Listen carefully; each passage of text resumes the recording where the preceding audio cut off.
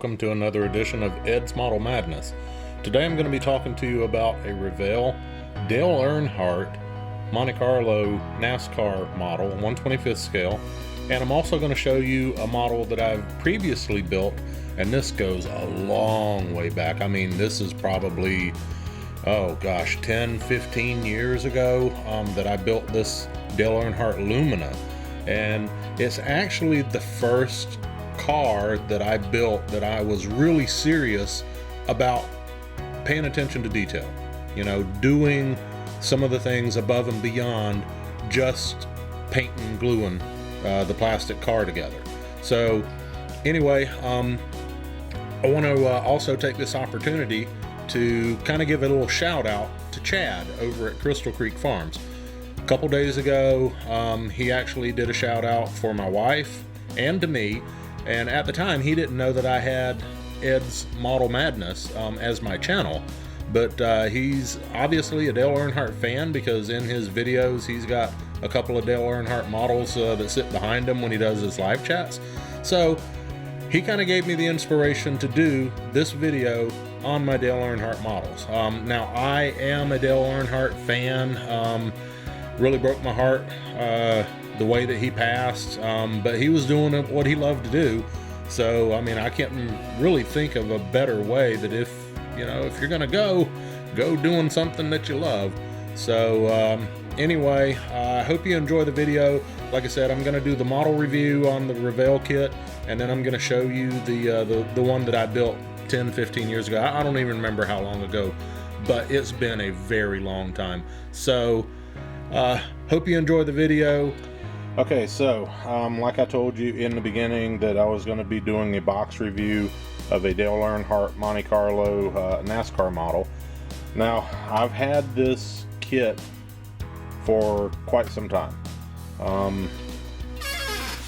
As you can see, this is not the standard original box that the kit would come in. I actually used the bottom of the box.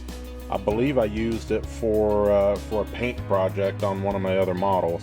So I took everything out of the box and I actually put it into a different box. I also told you that this was a Revell kit, and this goes back a little ways, obviously. This is a monogram number 3 Goodwrench Monte Carlo. Let's see, and the kit number is 2447. Not sure if you can see that, but so this model kit has been out for a while. Of course, it does say on the side Revell Monogram Incorporate. But anyway, it's an older model, but that's what the original box would look like. And let's go ahead and get into the inside of the kit and see what everything looks like.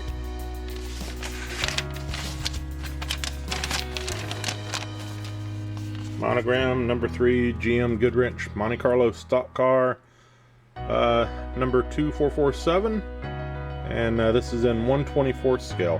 Now the instructions, pretty nice. Definitely a large instruction sheet. The detail on the pictures they're printed very well, easy to understand. Everything's labeled. They actually tell you what colors to paint, all the different pieces, what to glue, what not to glue. Now here's something that I found kind of interesting is take a look at, okay, see the front of the engine. You'll notice that the engine has no cooling fan, which on a NASCAR race car, you wouldn't have a cooling fan because they're electric fans that they put on the radiators. But when I was looking at this kit earlier, and of course these are all the pieces for the kit, but I was looking at it earlier. Check this out. It gives you a cooling fan in the kit, even though it's not included on the instruction sheet. So I thought that was a little bit actually comical in a way, because it looks like they've actually maybe taken bits and pieces from some other kits when they molded this one, and somebody they either missed it or they just decided, oh well, we're gonna throw it in there. So, but when I do finally build this kit, I'm not going to use that fan. It just don't belong, not in this kit. But anyway, back to the instruction sheet. Like I said, done very well. Everything's very clear, very concise. So now another thing that I don't really necessarily care for is you'll notice that the wheels are chrome. Dale Earnhardt hardly ever, I mean maybe once or twice, would run chrome wheels on his car. They were always painted, so I'm not sure why they would mold the wheels in chrome, unless they just they molded them all in chrome for all the different Monte Carlos that were ran that year by the different racers. And so there'll be some painting that needs to be done, but shows you where all the decals are supposed to go. Now onto the decals. The decal sheet, granted, it is getting kind of old, and I'm hoping that it's not all dried out, that when I do finally decide to build this, that you know, they just fall apart as soon as they hit the water. Interesting enough is that you'll notice in yellow at the top, the yellow Goodyear Eagle for the tires. So I know on the Lumina that I did, which I'm going to show you a little bit more about that one later in this video anyway, I painted the lettering on the tires, and that was kind of a pain in the butt. But like I said, this one's got decals. I don't know how well that's going to work, but we'll pull the tires out real quick here and show you.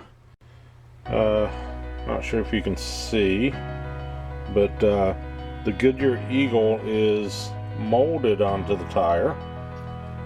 So I don't know about putting a decal over that. I might actually have to put the decals on the back sides of the tires and see how well I can make them lay down. But yeah, set of 4 racing slicks, and I'll show you a trick that I did on my Dale Earnhardt Lumina model, to kind of scuff the tires a little bit, give them a little bit more realistic look. But so anyway, decal sheet, tires, instruction sheet. Now this car, the body, I'm not sure if you can see it, but there's a lot of imperfections in the plastic itself, especially running down the side of the door. This model will have to get painted.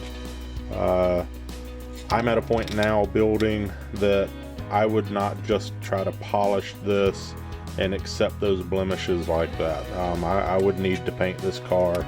But you get the body, you get the chassis, pretty well detailed.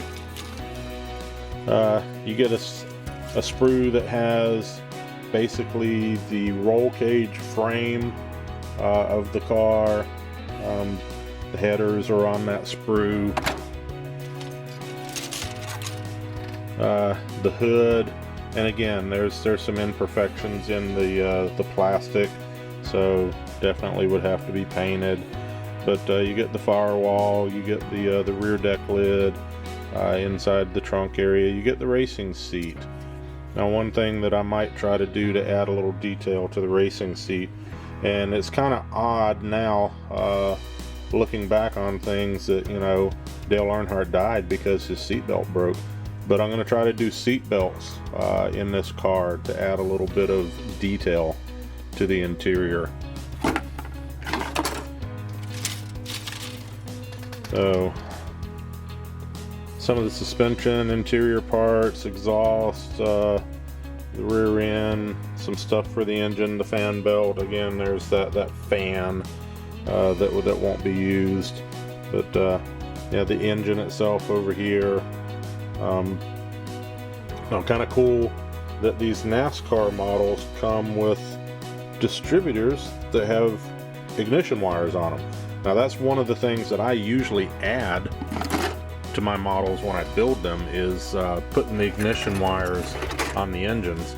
So I'm not real sure why they put that on the NASCAR models and not on other models, but more of the interior parts, piece of the header, cooling hose, the front air dam for the car.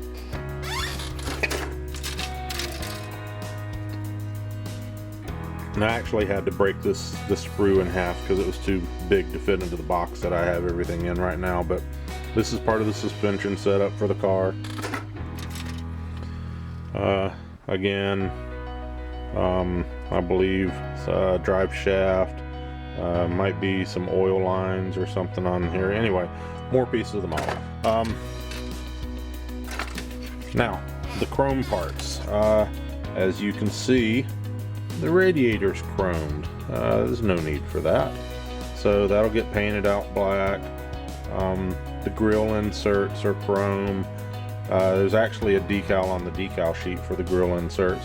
So I'm not sure if I'm going to try and paint that black or if I'll just sand it flat and use the decal from the decal sheet. But anyway, the wheels. Like I said, the wheels are chrome. That's going to change. The heads for the engine are chrome, and I know that that's just not right. The intake manifold, chrome. No, not on a NASCAR. So lots of things will need to be changed. And again, the radiator, see, it's got a fan shroud, and that's to represent an electric fan. So there's the fan that's going to be used on it, not that one that I showed you earlier. So, but anyway, there'll be some painting that'll need to be done on this car. Clear plastic parts. I have a little bit of a blemish on, I believe this is the front windshield. That's going to have to get changed, or excuse me, tried to polish out so that I don't have that on there. There's your kit review. Looks like a good kit, looks like a good instruction sheet. I know that for the most part, Revell, or in this case Monogram, which they are the same company now. They were the same company then. They just used two different names. But for the most part, their kits are usually pretty good. So it might take me a little while, but I'm really starting to kind of get back into the fever of building models, and eventually I'm going to get around to building this one. So in the meantime, I'm going to go ahead and show you. Now this is my Dale Earnhardt number 3 Chevy Lumina model, and like I said, I built this model a long time ago. Now you can tell that I am a Dale Earnhardt fan, always have been, always will be.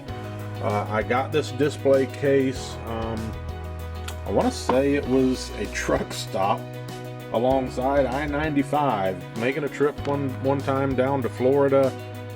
Pulled in to get some gas, take a break from the road, and I found this display case. So I'd already built the model. I knew I needed to have the display case. They just, you know, work perfect together. So let's take a look at it. I'm going to take the cover off and give you a little bit closer look at the model. Okay, so Chevy Lumina, Dale Earnhardt number 3, and forgive me for getting in the way of the light. Trying to do this, and it's a little cloudy outside today, so not a whole lot of light coming through the windows. But as you can see, this model just doesn't it don't live up to my kind of standards, at least not right now. You know, when I built this 10-15 years ago, like I said, this was the first model that I really tried to get serious on, and I tried to take my time. I put a lot of detail into the wheels. Like I said, I hand painted the Goodyear Eagle on the side of the tires and really tried to make everything look, you know, as realistic as possible. Now, the car, for being as old as it is, still looks pretty good. Now some of the hood latches have fallen off over the years, and I don't know where they went. detail on the engine. Actually, I thought that turned out really well. See the ignition wires, you can see the cooling hoses, alternator and all that. So, you know, I took my time when I built this car, and I tried to put as much detail into everything as I could. And I was really pleased with the way it turned out. Of course, you can see the green tubes up here in the front. Those are actually oil lines that I added to the external oil pump coming out of the oil reservoir. But yeah, you see the wheels. I scuffed the wheels up so that they look like they are actually scuff tires. So the model turned out well.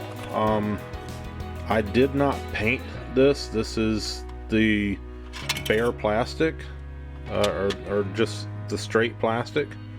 Now I did polish the plastic before I put the decals on. There is no clear coat on this car, and when you look at it up close in person and you're looking at, I mean, you can see the difference between the decals and the rest of the car.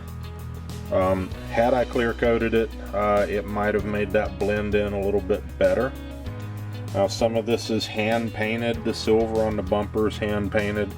The rear wing on the car I actually hand painted. And to look at it now, I can see the big difference in hand painting that versus, you know, what the rest of the car looks like. So all in all, it's a nice model. It's a good tribute to a very successful race car driver. Like I said, I've always been a fan of Dale Earnhardt. But the model itself definitely is showing its age, and it's also showing my lack of model building maturity that I had at the time when I built this model. So with that being said, I'm hoping that the next one, the Dale Earnhardt number 3 Goodwrench Chevy Monte Carlo model kit that I just showed you earlier in this video, hopefully when I build that one, I'll be able to take my time and not repeat the same mistakes that I did on this one. And if it turns out looking half as nice as this car does, then I know that I'm going to be really pleased. Now my next big conundrum is I've got this great display for this Lumina. I don't know what I'm going to do for the Monte Carlo when I get it built, but we'll cross that bridge when we get to it. Anyway, so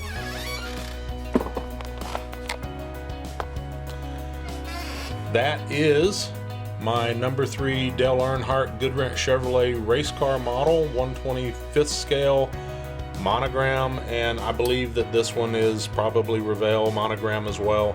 But I hope you enjoyed looking at my video, looking at the work that I've done, and please don't be too harsh on me, but leave me some comments. Let me know what you think. If you like the video, give me a thumbs up, subscribe to my channel, and you never know what you're going to find. Ed's Model Madness doesn't necessarily always stay in the lane, and this was something that Chad over at Crystal Creek Farms talked about recently, was staying in the lane. I don't necessarily do that. It's not always about models. I'm trying to keep it interesting, trying to keep my content, you know, varied, but I'm always going to come back to models in the end, so I can at least give you that promise. Thanks for watching. Hope you guys have a really great day. Bye.